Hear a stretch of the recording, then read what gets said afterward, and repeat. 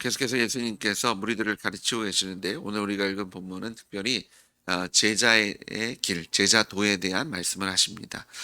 예수님을 좇으려면, 예수님과 함께 동행하려면 기본적으로 준비되어야 할, 그런데 이 제자라는 것이요, 어떤 특별한 무리들을 말씀하시는 것이 아니라 예수님을 주님으로 영접한 모두가 예수님의 제자인 줄 믿으시는 여러분 되시길 주님으로 축복합니다. 물론 구원받은 사람들에게 하나님께서 허락하신 직분이 있죠. 목회자로 부르신 분들이 있고 또 평신도로서 그 삶 속에서 하나님께서 또 남편과 아내와 또 직장에서 그 사회 속에서 하나님께서 사용하시고자 하는 그런 직분은 다른 것이 있습니다. 하지만 하는 사역은 다르지만 주님께서 우리를 통해서 요구하시는 것은 동일합니다. 예수님의 빛과 소금의 역할을 감당하기 원하시고 또 이 땅에서 하나님의 예수님의 십자가 부활의 복음에 부활의 증인의 삶을 살기 원하시는 것은 동일한 줄 믿습니다. 그래서 그 가운데 우리 모든 신자들이 제자인데요. 이 제자의 기본적인 제자들이 가져야 할 기본적인 자세에 대해서 그런 조건에 대해서 말씀하시죠. 첫 번째가 26절에 나옵니다. 내게 오는 자가 자기 부모와 처자와 형제와 자매와 더욱이 자기 목숨까지 미워하지 아니하면 능히 내 제자가 되지 못하고. 자, 예수님과 동행하기 위해서 우리가 부모와 처자와 형제와 자매와 우리 목숨까지도 미워하라고 말씀하십니다. 여기서 미워한다는 단어가 헬라어로 미세이라는 단어인데요. 이것의 원어적인 뜻은 조금 사랑하다, 덜 사랑하다라는 뜻을 갖고 있습니다. 그러니까 주님을 더 사랑해야 된다고 말씀하시는 거죠. 부모보다도 주님을 더 사랑하고, 처자보다도 주님을 더 사랑하고, 형제와 자매와 또 내 목숨보다도 주님을 더 사랑해야 되는 것이 제자의 모습이다라고 말씀하십니다. 예, 주 예수보다 귀한 것은 없는 줄 믿습니다. 아멘. 주 예수보다 더 귀한 것 없다고 했을 때 거기에 포함되어지는 것이 내 가족, 친지, 내가 사랑하는 것들, 무엇보다도 내 생명까지도 그 안에 포함되어져 있는 것을 믿습니다. 그래서 주님을 쫓는다고 했을 때 우리가 주님의 제자, 주님 하나님 나라의 백성의 삶을 살아간다고 했을 때 하나님께서 요청하시는 것이 그 어떤 것보다 주님을 더 사랑하기를 원하십니다. 우리가 예수님을 사랑할 때 그 무엇보다도 더 사랑하시고 주님께 더 무게를 두시고 우리의 인생을 주님께 온전히 맡기시는 여러분 되시길 주님으로 축복합니다. 이것이 기본적으로 가져야 할 제자의 모습. 예수님을 영접할 때 예수님이 나의 주님이 되신다라는 고백 자체가 내가 가지고 있는 그 어떤 것보다 내 생명조차도 내 가족조차도 예수님과 비교할 수 없는, 예수님보다는 덜 사랑해야 되는, 사랑하지 말라는 건 얘기 아닙니다. 사랑하지만 주님을 최고의 자리에 두시는 이런 되실 주님을 축복합니다. 그래서 주님을 위해서는 그 무엇도 포기할 수 있는, 그 무엇도 내어버릴 수 있는 믿음의 자세를 가져야 할 것을 믿습니다. 두 번째 모습이 27절에 나오죠. 누구든지 자기 십자가를 지고 나를 따르지 않는 자도 능히 내 제자가 되지 못하리라. 십자가 질 것에 대해서 말씀하십니다. 사랑하는 것, 우리가 사랑한다고 했을 때 그 사랑에는 희생이 포함되어집니다. 그런데 서로 사랑한다고 하지만 싸우는 과정 속에서 서로 날 사랑한다며 이것도 못해줘? 이런 얘기들을 서로 하기 시작하면 그 관계는 사실은 참 어려운 거죠. 내가 먼저, 내가 사랑하니까 내가 이걸 희생할게. 아니야, 내가 희생할게. 이런 관계가 됐을 때 그 사랑 관계가 아름답게 세워질 줄 믿습니다.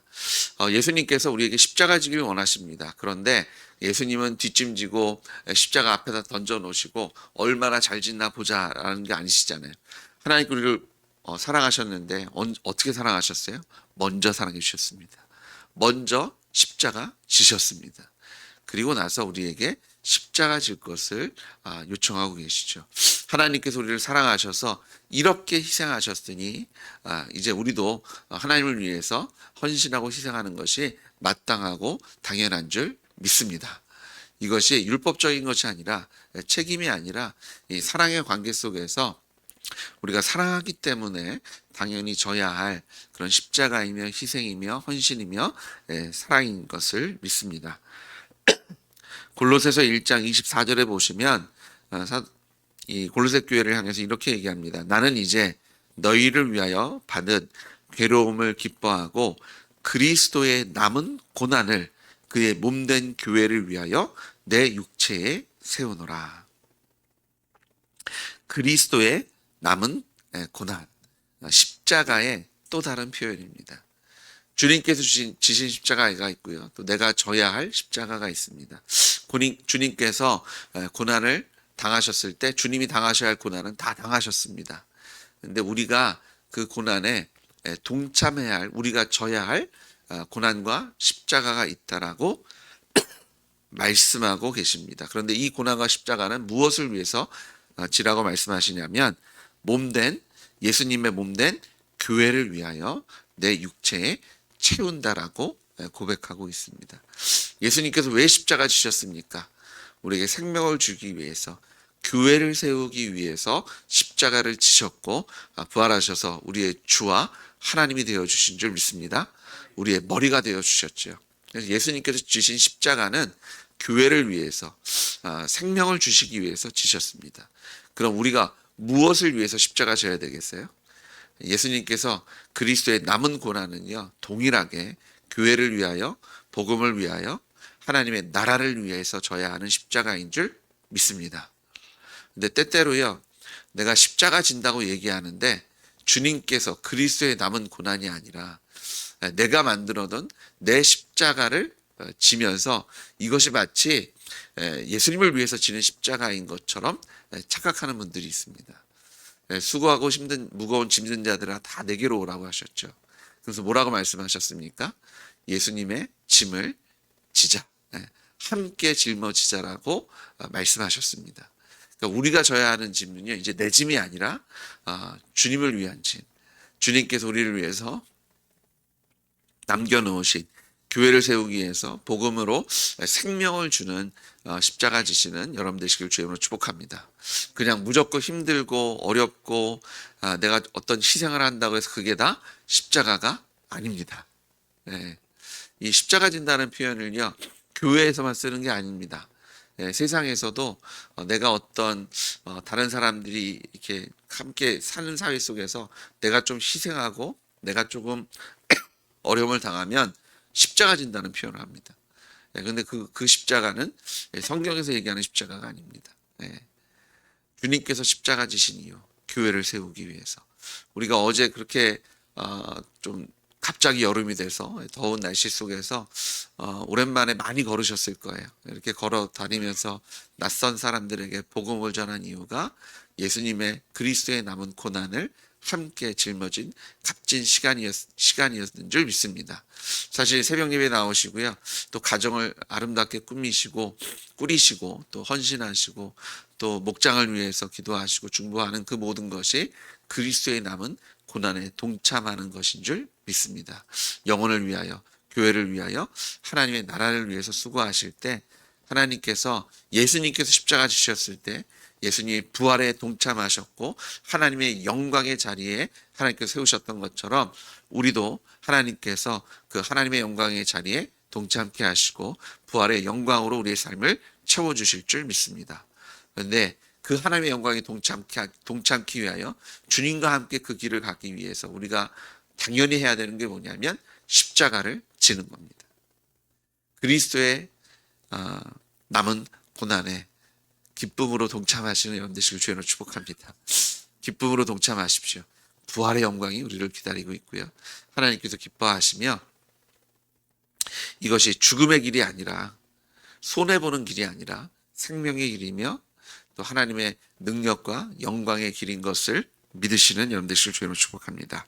자, 그러면서 세 번째 또 제자의 그런 모습을 보여주시는데 이번에는 두 가지 비유를 대십니다. 망대를 세우고자 할 때, 어떤 건축을 하려고 할 때 그 전에 미리 자재는 얼마가 들고 또 일정은 얼마나 들고 사람은 얼마나 그런 인력이 필요할지를 계산하지 않겠느냐. 그래서 그런 것들을 다 예산을 다 짜고 계산해서 어떤 물건들을 다 준비해 놓고요. 그리고 이제 일을 시작해야 그 건축을 마무리할 수 있지 않겠느냐. 그런데 그런 계산 없이 무조건 달려들었다가 중간에 멈추게 되면 이것처럼 어려운 일 없다. 사람들이 비웃을 것이다. 제가 어디죠? 갑사 쪽을 갔더니요. 그리고 대천 쪽을 가다 보니까 그 콘크리트 건물이 그냥 뭐 이렇게 지다 마은 그런 건물들이 있더라고요. 호텔 자리들 뭐 이런 것들, 아파트 자리인 것 같기도 하고요. 흉물스럽더라고요. 저는 그래서 이게 그냥 처음에는 공사가 진행 중인 건물이겠지 했는데 너무 그거 치고는 너무 좀 낡은 모습이 보이더라고요. 뭐 귀신 나올 것 같고.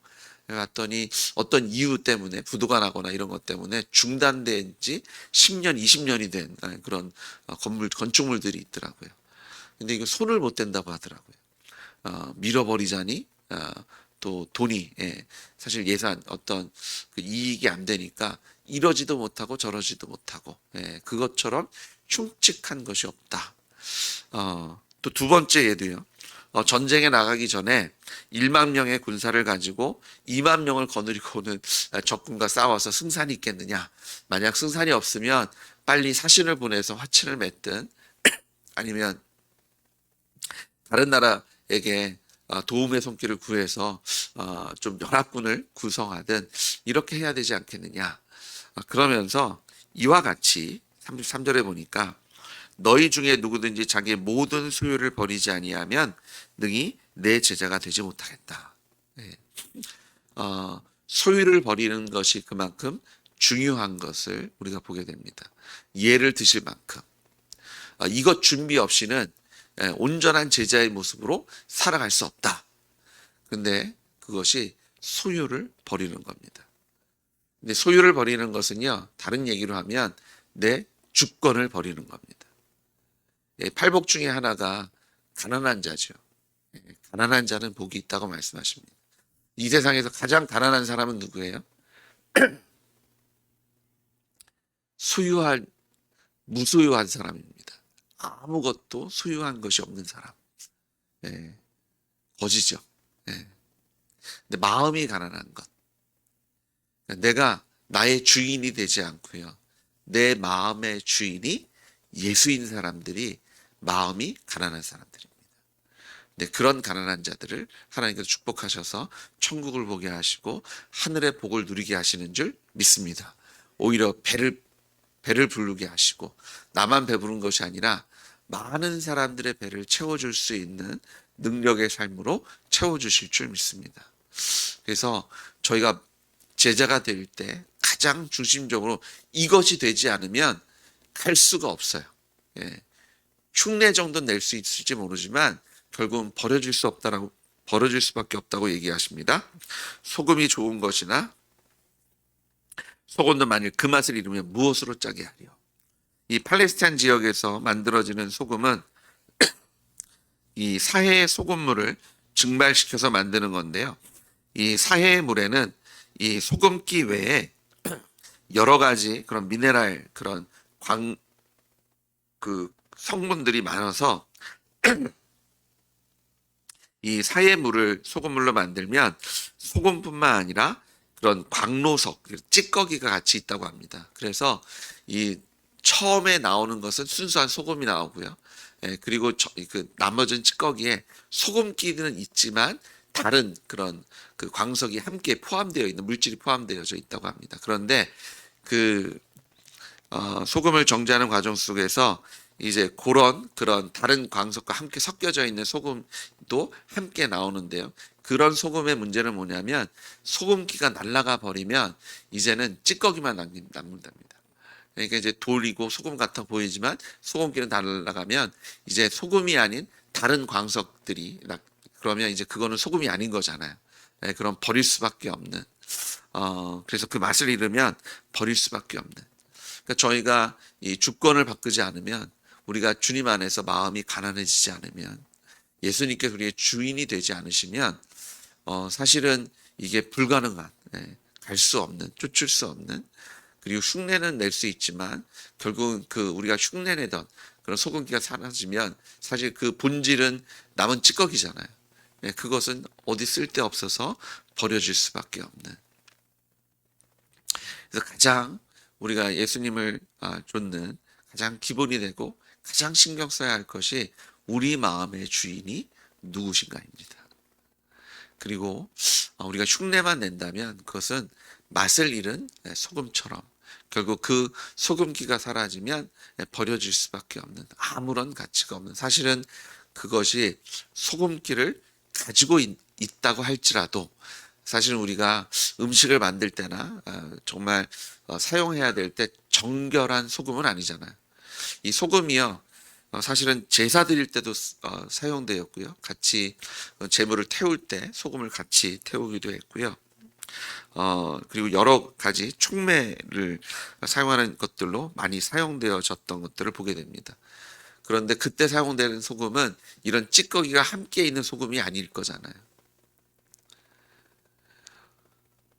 그런데 이 소금을 제대로 구별하지 못하면 마치 소금인 줄 착각하는, 하지만 결국은 찌꺼기 위에 소금기 조금 남겨져 있었던 그런 찌꺼기. 흉내는 낼 수 있을지 모르지만 완주할 수 없는. 여러분은 예수님이 정말 여러분의 마음의 주님이십니까? 여러분 인생의 주인이십니까? 아니면 흉내만 내고 계십니까? 이것이 준비가 되지 않, 이거를 바라보지 않으시면 사실은 출발한 것 같이 보일 수는 있지만 완주하실 수 없고요. 중간에 사람들에게 오히려 조롱거리가 된다라고 말씀하십니다. 흉측한 건물로 이러지도 못하고 저러지도 못하는, 저걸 건축물이라고 부를 수 없지만 또 아니다라고 얘기할 수 없는 것은 뼈대는 있는 것 같은데, 하지만 그 누구도 사용할 수 없는 그런 버려져서요. 밖에 나가서 뭐 하겠어요? 일을 갈 수밖에 없는 그런 악한 청지기의 비유에 나오는 쫓겨난 그런 악한 청지기의 모습만을 가질 수밖에 없는 것을 보게 됩니다. 오늘 35절 말씀을 보시면 들을 귀가 있는 자는 들을지어다 라고 말씀하시면서 이 제자의 길을 보여주고 계십니다. 그만큼 이것을 저희가 귀 기울여 들어야 하고요. 이것을 깨달지 못하면 사실은 주님을 좇을 수 없습니다. 주님, 예수님보다 더 귀한 것은 없으십니까? 정말 주님을 위해서, 교회를 위해서, 내 성공을 위해서가 아니라, 내 기쁨을 위해서가 아니라 정말 주님을 위해서, 교회를 위해서 십자가 지고 계십니까? 무엇보다도 여러분 인생의 주인이, 여러분의 마음의 주인이 예수님이십니까? 이게 되지 않으면 흉내를 낼 수 있을지 모르지만 소금기가 빠지면, 흉내 내던 것이 이제는 한계에 도달하면 그냥 남는 것이 아니라 버려집니다. 밟혀집니다. 조롱거리가 되고 비웃음거리가 되고 흉물로 남을 수밖에 없습니다. 오늘 이 새벽에 나는 들을 귀가 있는가? 하나님, 나에게 들을 귀를 주십시오. 나의 믿음 없는 것, 연약한 걸 아시는 주님, 나에게 믿음을 주십시오. 내가 정말 짠맛을 낼 수 있는 소금, 예수님의 제자, 하나님의 자녀의 삶을 믿음으로 온전히 누리는 자리에 서시는 여러분 되시길 다시 한번 주의 이름으로 축복합니다. 같이 기도하시겠습니다. 하나님,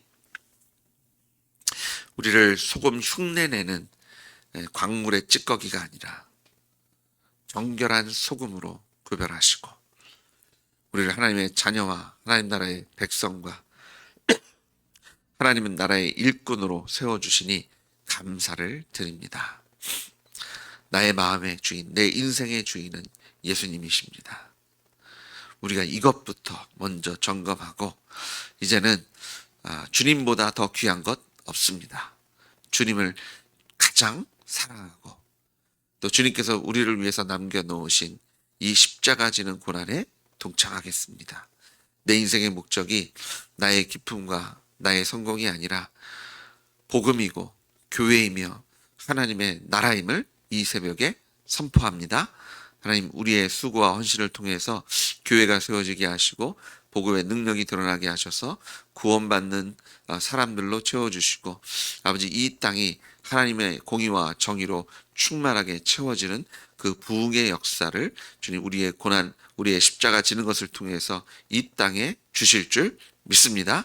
하나님 우리 교회, 우리의 가정을, 우리의 기업을, 또 우리가 살고 있는 이 나라와 민족을 몸된 교회를 통해서 짠맛이 나게 하셔서 아버지 하나님, 하나님의 정의와 공의가 온전히 드러나며 하나님의 사랑이 선포되어지는 하나님의 통치가 이루어지는 땅으로 주님께서 부흥의 불길을 일으켜 주시고 아버지 그곳에 우리를 들어 사용하여 주시옵소서. 아버지 제자의 삶을 온전히 감당하겠습니다. 하나님 우리에게 들을 길을 주셨으니 감사하고 순종할 수 있는 손과 발을 주셨으니 감사를 드리며 또 우리로 열매 맺게 하실 것을 믿사오며 예수님의 이름으로 기도드렸습니다. 아멘.